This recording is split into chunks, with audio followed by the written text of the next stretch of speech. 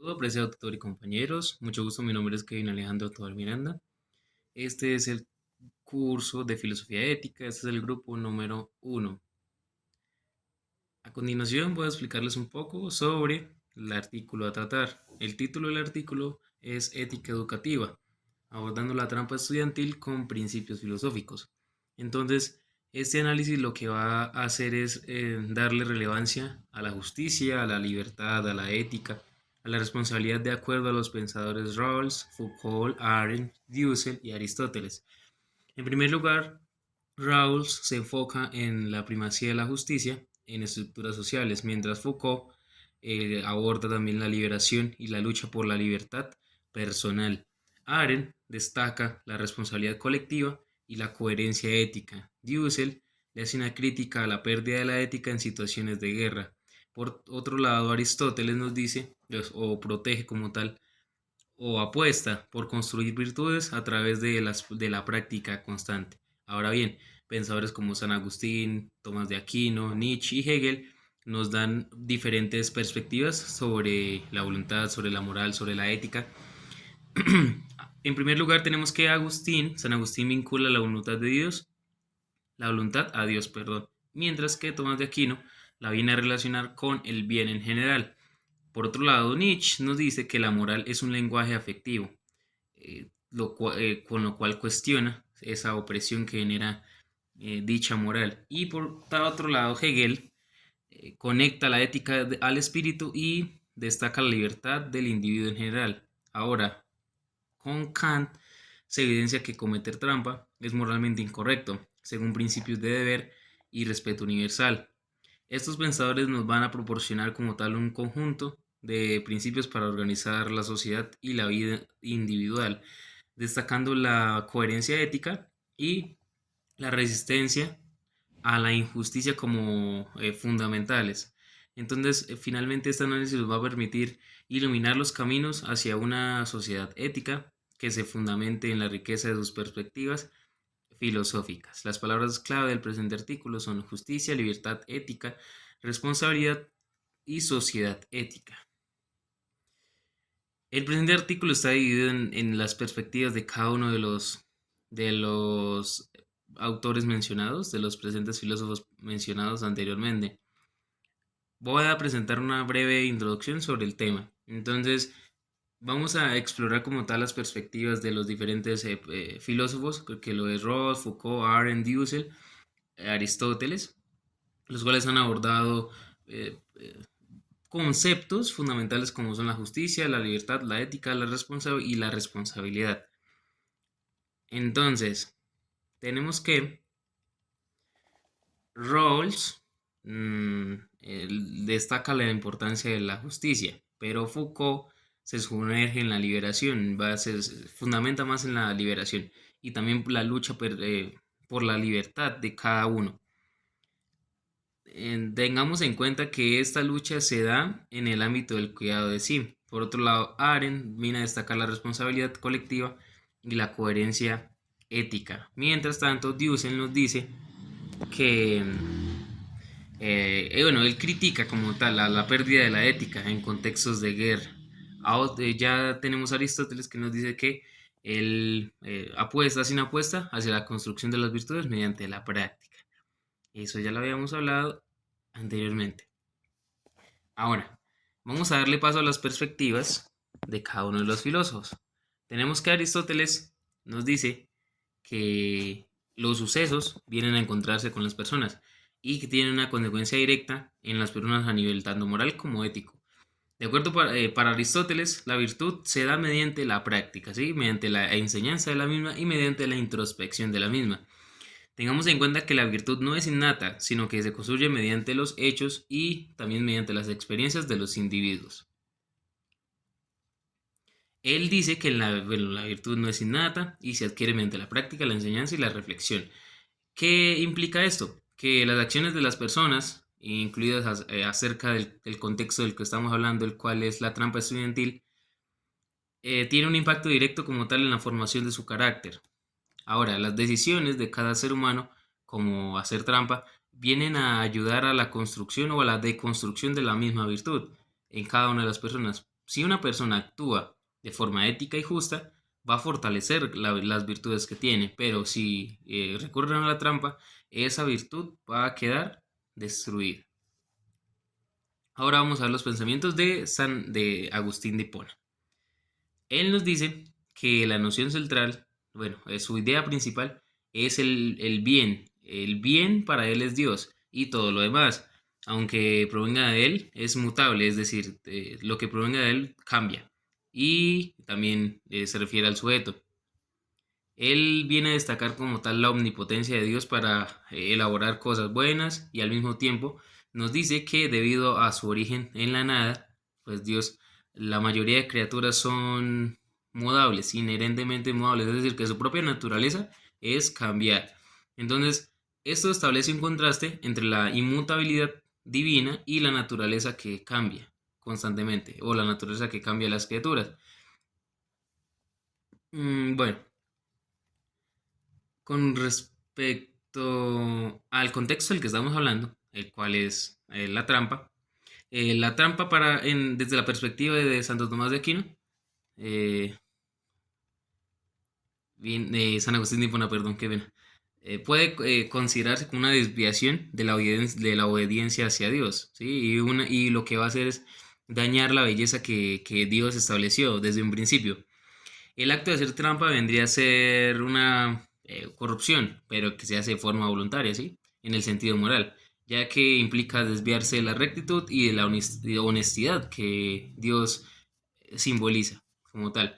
Entonces, en este contexto del que estamos hablando, la consecuencia natural de la acción que se considera pecaminosa va a ser un castigo, sería un castigo. En términos de remordimiento moral, o de acuerdo a San Agustín, en términos de justicia divina.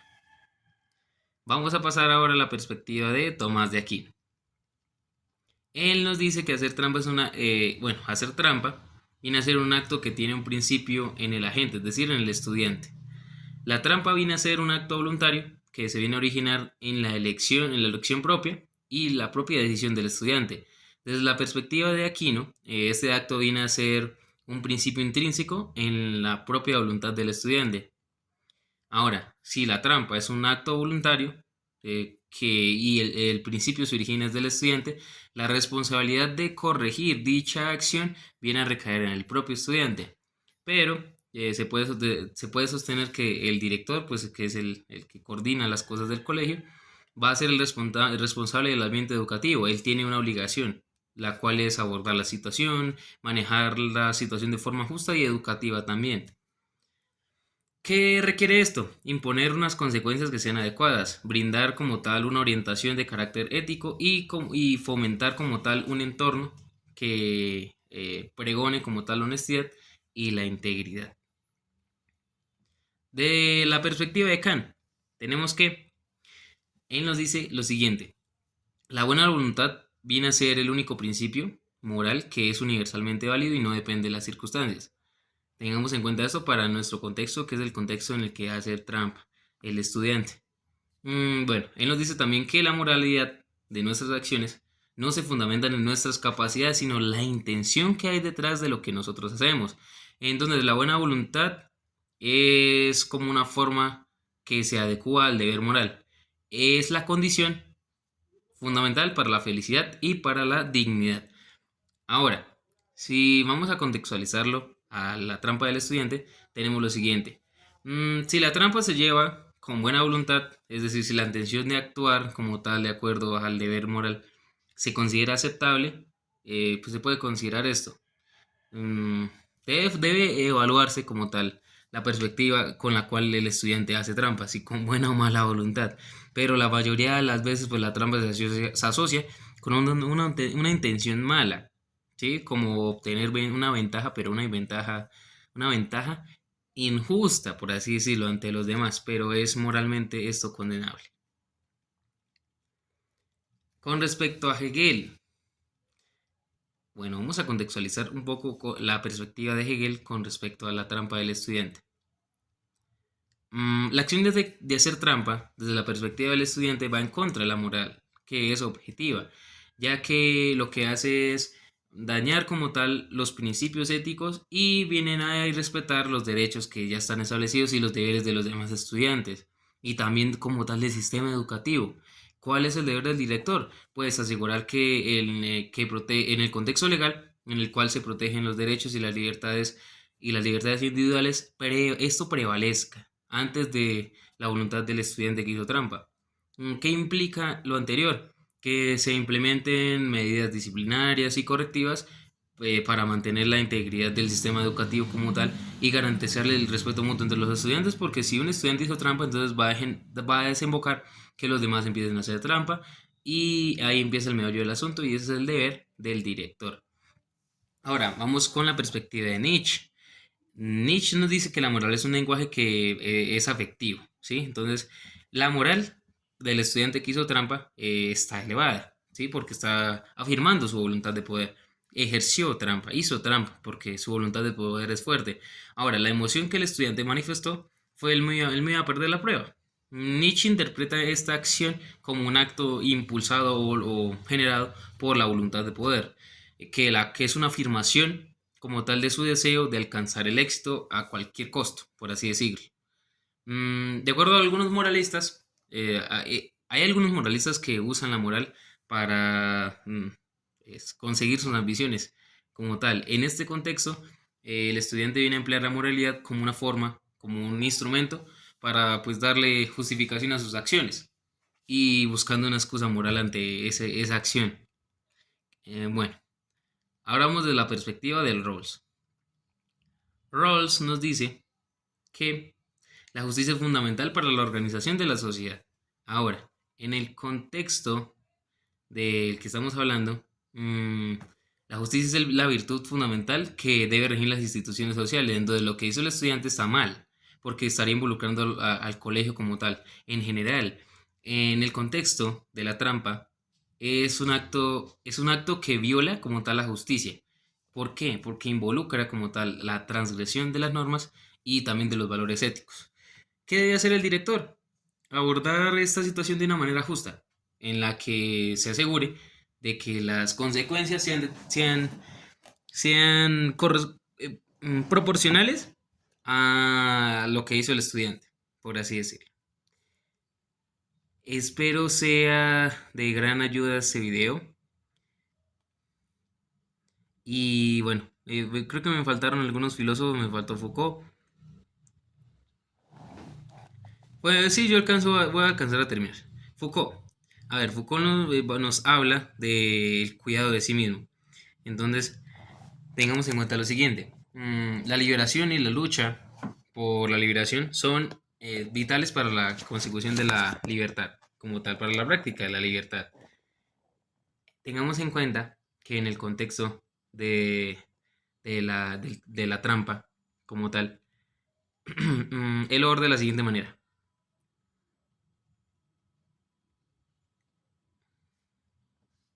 El hecho de que haya intentado hacer trampa el estudiante quiere decir que trató de cuidar su propia integridad como tal. Entonces lo que hizo fue buscar una solución para no verse implicado en una mala nota por las consecuencias que eso puede acaecer. Entonces, ¿qué debe hacer el director?